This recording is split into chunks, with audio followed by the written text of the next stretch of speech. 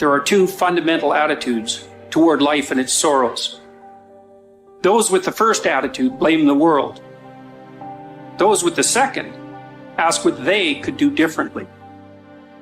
It's much easier and much more gratifying to your basest desires to blame someone else for your misery. Life is full of ups and downs, disappointments, failures, obstacles, and stumbling blocks. Trust me when I tell you that you will need to be mentally tough to overcome and conquer some of the hurdles life will throw your way. It's called life. And here's what the key to it, that you have to work on yourself. I read every book I could on how to heal yourself. I listened to every speech. I talked to people. I went to lectures. I mean, everything dealing with healing, I fed my mind. Life is a fight for territory. And once you stop fighting for what you want, what you don't want will automatically take over. You are the only person that can encourage you to get back up. Look in the mirror right now and tell yourself, I will fight through this. I will make it, and I won't give up. Life, you thought you had me down. But this is the moment I change my mind. I won't let anything keep me down. When you want something new and fear pipes up and tells you you can't have it, you gotta say, yes, I can. When you want to try something new and fear pipes up and tells you shouldn't do it, you gotta say, yes, I should. When you want to go somewhere new or be with someone new and fear pipes up and says you won't do it, you gotta say, yes, I will. I will never quit, because if you quit, you're done. You may still be alive walking around on this earth. You're done. I will never quit. I will persevere and I will thrive on adversity. My team expects me to be physically harder and mentally stronger than our opponents. I hold myself to that standard. I will be physically harder and mentally stronger than anything that comes against me, my family, my business, my brothers, my sisters, my team. I will be the one that is physically harder and mentally stronger, and I will work to maintain that position. You won't beat me. If knocked down, I will get back up every single time. Every day, it's a selling job on you. It's possible. I can do this. I can make this happen. No matter how bad it is or how bad it gets, I'm going to make it. It's possible.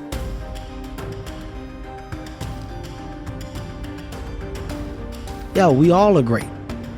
We all should think that we're great. There's no reason for you to not think that you're great. If you don't think you're great, ask yourself why. Why don't you think the highest of yourself? When you do, people have no choice but to follow suit. You have no choice but to follow suit. Well, a lot of people, they base it on their past. They base it on the life that they've experienced up until this moment. Makes you better. Yeah, it does make you better. Makes you better, makes you smarter. Yeah. A They life need to with no hear a guy rocks. like you say it. Yeah, man. That's what's interesting about it. That's what's interesting about life. You can hear a guy like you say that, and then it changes your perspective, and then you'll go out and take action that you might not have taken before.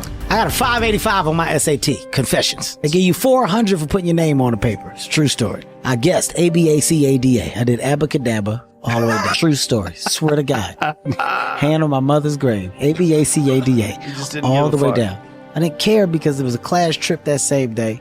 I wanted to go Great Adventure. I was told that not taking my SAT seriously would prohibit me from furthering myself in life. That's what I was told. At the moment, I said, maybe I should have applied myself. Maybe I should have did different. When I saw all my friends get their test scores back and they were ecstatic. 800s, 900s, 960s. Everybody's going to college. I felt like the biggest idiot in the world. The biggest idiot in the world. Because the same people that I went and rushed to go to Great Adventure with, they had taken their SAT the week before. They already got their work done. They did everything they were supposed to do. So that moment of fun was real fun for them. I was the only dumbass that didn't prioritize and take care of my shit. So I'm the only one going to community college. Everybody else off to Villanova, Temple University, Drexel University. God damn. I just got left behind. Why didn't y'all tell me that y'all did it the week before? How come y'all ain't tell me that we was serious about the college? Y'all ain't tell me y'all was trying to go to Temple or Drexel? Oh, wait. It's because my life isn't their life. They're focused on themselves. Wow, they're doing what they're supposed to do. Hey, Jack. Go sit by yourself and figure it out, because this is where you should be. Lesson learned. Any opportunity given should be taken serious from this point. Because if not, you can find yourself feeling just like this. It's not to get down on myself at the moment. I learn from it. Now, if I gotta take a goddamn test, you best believe I'm studying for that test, because I don't want the feeling like I'm the guy that didn't prepare.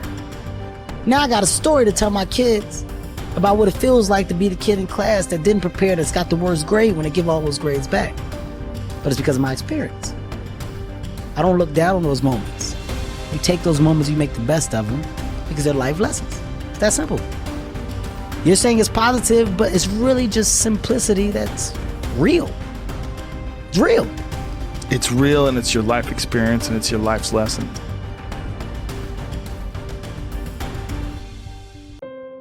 It's unbelievable how little genuine encouragement many people need, and how they had none.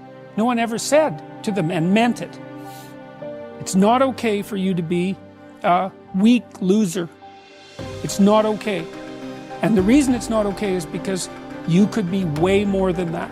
And it's a crime, an ethical crime, for you to allow all that necessary potential to go to waste. It hurts you, it hurts your family, it hurts the world. Really, really, it does. And people think, oh, okay, I get it. And they do get it, because they know. If you want to know something about yourself, sit on your bed one night and say to yourself, you got to mean this. Like, you got to be desperate. This is no game, this. It's like, my life is not everything I want it to be, and perhaps it's not everything that I need it to be. And by need, I mean my life is so unbearable that the suffering that's attendant upon that is make me nihilistic, cynical, bitter, resentful, homicidal, genocidal, unable to have a good relationship, prone to punish people for their virtues because of my jealousy, driving the proclivity to see evil everywhere except within my own heart. Like, these are problems, man. And you ask yourself, you sit on the bed and say, okay, man, I'm ready to learn something. Like, what's one thing I'm doing wrong that I know I'm doing wrong, that I could fix, that I would fix? It's like, you meditate on that, you'll get an answer. And it won't be one you want, but it'll be the necessary one. You know, and it's often something that will point you to small things. So Carl Jung said, people in the modern world don't see God because they don't look low enough. And so imagine you're in your messy bedroom, you know, and you're sitting on the edge of the bed trying to have an honest dialogue with yourself. And the little voice says, you know, it's pretty disgusting in here. And you think, well, I'm way above such trivial niceties as organizing my room. Well, that's pride. That's arrogance. If you're above organizing what's actually yours, how in the world are you ever going to organize anything else? And so you get on your knees and you think, well, it's time to, you know, take a brush to the toilet. And maybe that's where you start. And that works. Like, that works. You start making those micro improvements, like real micro improvements, real on the ground, actual micro improvements, the things you know that are wrong, you'll improve unbelievably rapidly. What's really interesting is self-value, real self-worth comes from doing hard things. We keep talking about self-love. We keep talking about loving yourself, believing in yourself. That happens naturally when you go through something difficult. Everyone who's listening right now, I guarantee you, has been through something difficult. Maybe they lost a friend. Maybe they've been through cancer.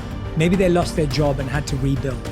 Maybe they completely got destroyed during the pandemic and had to figure everything out with their health. The point is, we've all done hard things, and self-worth and self-value comes from recognizing the hardship you've been through and the growth that you made during that time. Now, if you're someone who's listening and saying, Jay, well, I'm not sure I've been through anything that challenging, well, that's your challenge. Go and figure out what it is that you want to do that's hard. Is it developing a new skill? Is it getting a qualification? Is it starting that business or dream that you've always wanted to do? What's that difficult thing you're going to do on your own, with your friends, with the support of whoever's around you, but not with the crutch or the handicap of a partner? What are you going to build as a skill, as a tool, as a value yourself that's going to make you say, I've done something? And that's the beginning of it. The beginning is, I've done something and I did that and I can do that.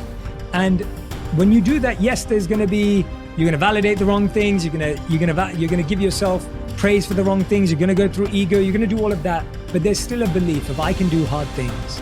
I can do hard things by myself. And I know what value I bring to a relationship.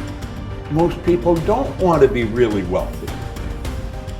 What they do want is they don't want to have any financial concerns.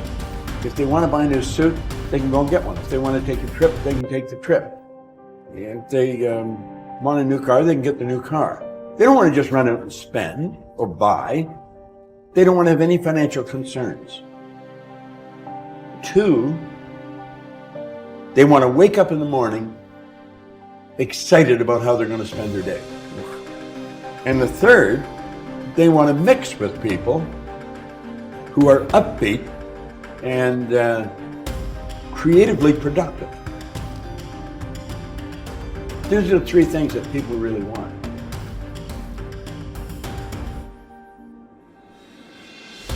Well, a friend of mine spent 18 years studying the biographies of more than 500 men and women who had started with nothing and became successful. And he was looking for the common denominator of success, and he found it. He found that every single one of these people throughout their lives absolutely believed that they were going to be a big success. They absolutely believed they were going to be a big success when they grew up, and no matter what happened to them in their adult lives, and they never lost sight of that. Like the 3 wise men following the star, they felt that everything that happened was part of the process. Every setback was a lesson. Every pain was something sent to teach them something that would be helpful, and they never stopped believing in themselves. So if you could buy one belief, the belief is this, is that you are destined to be a big success, that you have incredible potential, that you're surrounded by incredible opportunities, and that you're going to be a huge success in life, and everything that's happened up to now is part of your preparation. So challenge your self-limiting beliefs. Don't ever say, I can't do that, or I'm not good at that, or something else. No, wait and say, wait, what if that's totally false? What if deep down inside you have the ability to be extraordinary at something that's important to you? Whether it's skiing or skydiving or mathematics or selling or earning money or running a business, you probably have more ability than you could dream of. But don't sell yourself short. Now, in the Bible, it says, according to your faith, it is done unto you. That's one of the most important principles of the New Testament. In the Old Testament, it says, as a man thinketh in his heart, and the heart stands for the subconscious mind, which means a deep belief, so is it, or so is she. William James says, beliefs create the actual fact. Is that if you have the belief, it actually becomes the fact, because you always act in a manner consistent with the belief, and as a result, you get the results consistent with your actions. And you can control your beliefs. Is it easy to change your beliefs, especially old negative? No, it's not easy. Is it possible? Absolutely. Is it easy to lose weight? No. Is it possible? Of course it is. If you want to become successful in life, young man, he said, number 1, you got to change your mindset. He said, you don't get in life what you want, you get in life what you are. Number 2, practice OQP, only quality people.